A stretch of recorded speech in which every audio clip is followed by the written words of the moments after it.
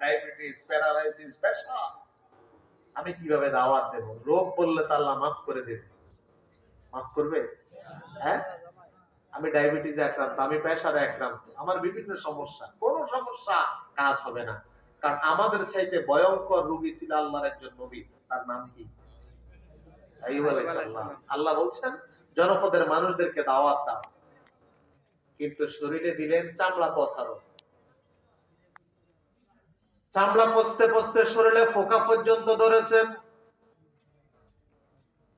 আইয়ুব আলাইহিস সালাম জনপদের মানুষদেরকে দাওয়াত দিতে যায়, কিন্তু মানুষ শরীরের দুর্গন্ধে তার জনপদ থেকে বের করে দেয়। শেষ পর্যন্ত পরিবারের সদস্যরাও তাকে বাদ দিয়ে দিলেন। নিজের এলাকার এক পাশে গিয়ে এবার আল্লাহর কাছে দোয়া করলেন। দেখলেন এবার জিহ্বার মধ্যে পর্যন্ত পোকা ধরা শুরু হয়ে গেল।